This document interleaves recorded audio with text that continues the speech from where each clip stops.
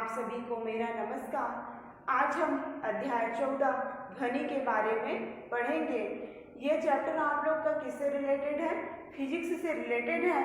तो इस चैप्टर के अंत में जो भी नोट्स आप लोग को दिए जाएंगे उसको आप लोग फिजिक्स की कॉपी में या फिजिक्स वाले भाग में लिखेंगे। तो चलिए स्टार्ट करते हैं कि ध्वनि है क्या।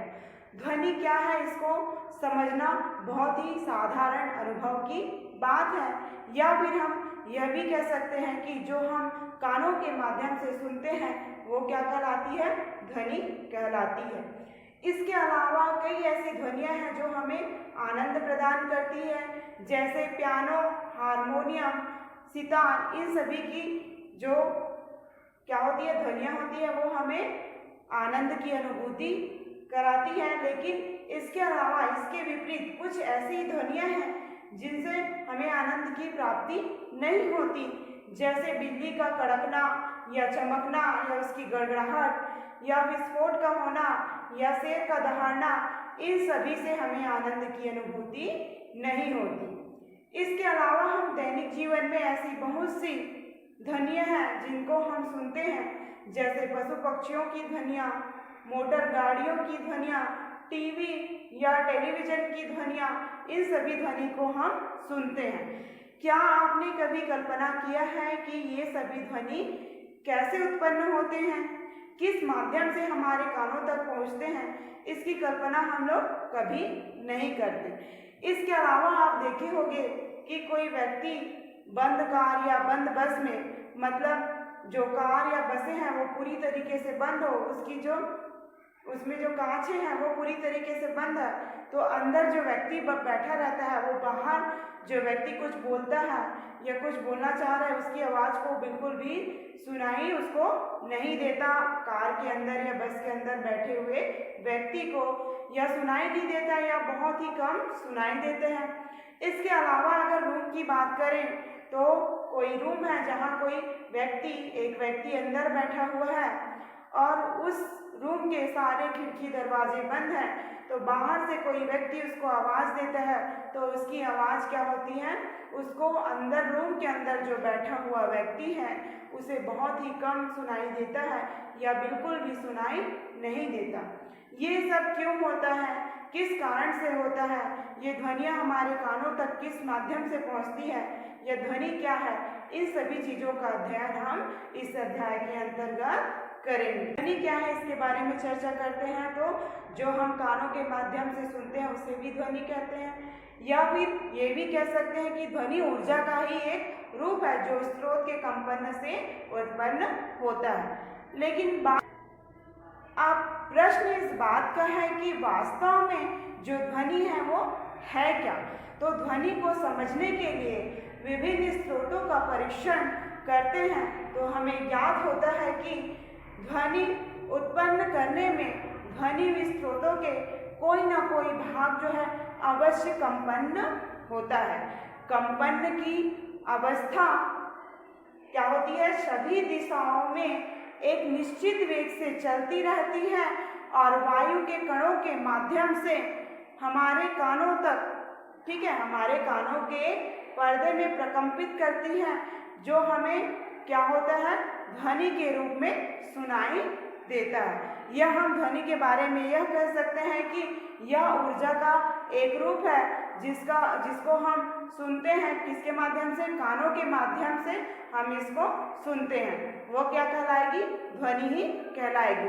ध्वनि क्या है एक बार और देख लीजिए। ध्वनि ऊर्जा का ही रूप है और ये स्रोतों के कंपन से उत्पन्न होती है। ये कैसे स्रोतों से कंपन होती है इसको हम चित्र के माध्यम से समझेंगे। तो चलिए हम इसको चित्र के माध्यम से समझते हैं कि ध्वनि उत्पन्न होती है उसमें स्रोत का किस प्रकार से योगदान होता है। देखते हैं कि ध्वनि किसके कारण उत्पन्न होता है? स्रोत के कंपन के कारण उत्पन्न होता है। इसको हम चित्र के माध्यम से समझेंगे। तो मैंने क्या किया है, दो हुक ले लिया है। दो हुक को उनके बीच में धातु के तार को मैंने क्या कर दिया है? बांध दिया है, जैसे चित्र में दिखाया गया है। ये आपके दो हुक है, ये वाला आपका दो हुक है और इसमें जो ये दिख रहा है वो क्या है? धातु के तार है। तो ये दोनों हुक में मैं धातु के तार को बांध दी हूँ। बांधने के बाद क्या करूँगी, मैं इसको यहाँ पर इसको हिलाऊंगी तो क्या होगा, इसमें कंपन उत्पन्न होगा। वैसे ही दूसरा उदाहरण किसका है, स्वरित्र द्विभुज का। तो आप देखोगे कि यहाँ पर मैं रबड़ अगर बांध देती हूँ, बांधने के बाद इन दोनों ही भुजाओं में मैं रबड़ को बांध देती हूँ, बांधने के बाद उसको हाथ से ऐसे हिलाऊंगी तो क्या होगा, उसमें भी कंपन उत्पन्न होगा। तो इन देख रहे हो, इसके अलावा भी मैं एक और उदाहरण लेना चाहूँगी। जैसे स्केल को लूँगी तो उस स्केल को मैं आधा बेंच के ऊपर क्या कर दूँगी, मान लो जाए ये बेंच है, उस बेंच में मान लो जाए ये बेंच है, तो ये मान लो जाए स्केल है, तो ये स्केल को मैं क्या है, आधा हिस्से को मैं इस तरीके से दबाकर रखूंगी, ये देखो इस तरीके से दबाकर रखूंगी, और आधे हिस्से को मैं इधर दबाऊंगी तो इससे क्या होगा, ध्वनि उत्पन्न होगा। आप लोग समझ रहे हो ना। इस चौक को मैंने यहाँ पर लिया है स्केल के, आप लोग स्केल भी यहाँ पर स्केल ही है, इसलिए मैंने चौक को ले लिया उदाहरण के रूप में। तो मान लो जो ये स्केल है, तो ये स्केल के आधे हिस्से को आपको बेंच के ऊपर रखना है इधर, और इस वाले हिस्से को आप इधर ऐसे इसको दबाओगे नीचे की ओर तो क्या होगा, इससे ध्वनि उत्पन्न होगी। इस प्रकार तीनों ही क्रियाकलापों में क्या हो रही है, स्रोत के कंपन से ही क्या हो रही है, ध्वनियां उत्पन्न हो रही है। तो आप देख रहे हो कि इन तीनों क्रियाकलापों में कि जो अलग अलग स्रोत से, मतलब अलग अलग पदार्थ या वस्तुओं से अलग अलग ध्वनियां उत्पन्न हो रही हैं, और यह ध्वनि जो है वो प्रत्यास्थता के गुण पर भी निर्भर करता है। प्रत्यास्थता मतलब क्या होता है, लचीलापन। प्रत्यास्थता पदार्थ का वह गुण है जो अपनी आकार व आकृति में परिवर्तन का विरोध करता है। अर्थात जब हम कोई वस्तु पर बल लगाते हैं तो क्या होता है, वो अपनी पुनः स्थिति में वापस आने के लिए करता है, अपने परिवर्तन मतलब अपने आकार में परिवर्तन होने पर वो विरोध करता है, वो क्या कहलाता है, प्रत्यास्थता। जैसे मैं एक रबड़ का उदाहरण लेती हूँ, तो रबड़ क्या है, उसको अगर मैं खींचूंगी तो क्या होगा, फैलेगा। फैलने के बाद क्या होगा, मैं एक रबड़ लूंगी, वो फैलेगा, तो फैलेगा तो मैं क्या दाब उस पर मतलब बल लगा रही हूँ, जिसके कारण वो क्या है, फैल रहा है। उसको मैं छोड़ दूँ तो क्या हो जाएगा, वो पुनः अपनी स्थिति में आ जाएगा।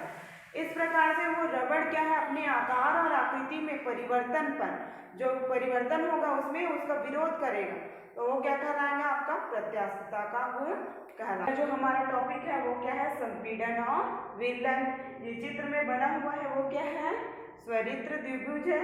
यहाँ पर सी से प्रेजेंट किया गया है, उसका मतलब संपीड़न है, आर का मतलब क्या है, विरलन है। आप जब इसमें हम देखेंगे कि संपीड़न और विरलन क्या होता है, जब ये स्वरित्र द्विभुज को कंपन कराते हैं तो ये दाईं और बाईं ओर दोलन करते हैं। जब ये दाईं ओर कंपन करते हैं तो दाईं ओर की बात हो रही, मतलब आप लोग समझ रहे हो, बायां इधर है और दायां इस साइड है, बायां बराबर दायां होता है ना, इस तरीके से बायां बराबर आपका दायां, ठीक है। तो अभी किसकी बात हो रही है, बाईं ओर की बात हो रही है। तो आप लोग देखोगे जब स्वरित्र द्विभुज को हम कंपन कराते हैं तो क्या होता है, बाईं और दाईं दोनों ओर क्या करता है, ये दोलन करने लगता है। जब दाईं ओर मतलब कंपन करता है तो क्या होता है, ये जितने भी ये दाईं ओर जब कंपन करेगा तो जिस इसके संपर्क में जितने भी वायु के कण आएंगे, मतलब यहाँ क्या होगा, वायु के कण होंगे, उस पर बल आरोपित करेंगे और क्या होंगे, उच्च दाब क्षेत्र उत्पन्न करेंगे, तो यह क्या कहलाएगा, संपीड़न कहलाएगा। और जब वापस आएंगे तो क्या होगा, निम्न दाब क्षेत्र उत्पन्न करेंगे, तो ये क्या कहलाएगा, विरलन कहलाएगा। एक बार और देख लीजिए, जब स्वरित्र द्विभुज को हम कंपन कराते हैं तो ये बाईं और दाईं ओर क्या करते हैं, दोलन करते हैं। जब दाईं ओर ये कंपन करते हैं तो क्या होता है, इसके संपर्क में दाईं ओर जब ये कंपन करते रहते हैं तो इसके संपर्क में जितने भी वायु के कण आएंगे उस पर क्या करेंगे, ये बल आरोपित करेंगे और उच्च दाब का क्षेत्र उत्पन्न करेंगे। इसके बाद तो इसे हम क्या कहेंगे, संपीड़न कहेंगे। सी मतलब संपीड़न। अब जब वो वापस आएगा, मतलब यहाँ से ये गति करते कंपन करते हुए आगे जा रहा है, तो उसको हम क्या कर रहे हैं, संपीड़न। और ये जितने भी वायु के कण इसके संपर्क में आ रहे हैं उस पर बल आरोपित कर रहा है और उच्च दाब का क्षेत्र उत्पन्न कर रहा है, तो ये संपीड़न कहला रहा है। अब जब वापस आता है मतलब किस ओर, बाईं ओर, और निम्न दाब उत्पन्न करता है तो ये क्या कहलाता है, विरलन कहलाता है। आपको ये समझ में आ गया होगा कि संपीड़न और विरलन क्या है। हम देखते हैं कि ध्वनि उत्पन्न होने के लिए माध्यम का होना आवश्यक है, या ध्वनि के लिए माध्यम का होना आवश्यक है। इसको हम एक बेलजार के प्रयोग से समझेंगे। तो यहाँ पर जो इस तरीके से पंप दिखाई दे रहा है, ये आपका क्या दिखाई दे रहा है, वो क्या है, आपका कांच का बेलजार है। ये विद्युत घंटी है, ये उस कांच के बेलजार में लगा हुआ ढक्कन है जिसको हम कॉर्क कहते हैं, वो है। यहाँ स्विच है और यहाँ से विद्युत धारा प्रवाहित की जाती है, और ये जो नीचे आपको दिख रहा है वो क्या है, निर्वात पंप है। तो सबसे पहले हम क्या लेंगे, एक कांच का बेलजार लेंगे, उसमें विद्युत घंटी को हम लटका देंगे। लटकाने के बाद जब हम इसके स्विच को ऑन करेंगे तो क्या होगा, घंटी सुनाई देगा। फिर नीचे की ओर बेलजार, जो कांच की बेलजार है, उसमें नीचे की ओर हम निर्वात पंप को जोड़ देते हैं, और इस कांच के बेलजार में से जब वायु को धीरे से निकालते हैं धीरे धीरे, तो घंटी की आवाज़ जो है वो क्या होती है, कम होने लगती है। अब जबकि उसमें विद्युत धारा उतना ही प्रवाहित हो रहा है। अब इस निर्वात पंप की सहायता से हम बेलजार में जितने भी वायु थे उसको पूरी तरीके से निकाल देते हैं, तो घंटी की आवाज़ बिल्कुल भी सुनाई नहीं देता। इस प्रयोग से यह निष्कर्ष निकलता है कि ध्वनि के लिए माध्यम का होना आवश्यक है। मतलब ध्वनि संचरण जो है वो निर्वात में नहीं होगी। मतलब निर्वात का मतलब यहाँ पर समझ रहे हो कि जहाँ मतलब वायु ना हो, मतलब वायु की उपस्थिति में ही ध्वनि का संचरण होगा। जहाँ वायु रहित होगा मतलब निर्वात होगा। निर्वात का मतलब समझ रहे हो, वायु रहित, जहाँ वायु नहीं पाया जाता। तो क्या होगा, एक बार इस प्रयोग को और देख लीजिए। सबसे पहले हम कांच का बेलजार लेंगे, उसमें विद्युत घंटी को लटका देंगे और स्विच को ऑन करेंगे तो घंटी की आवाज़ सुनाई देगी।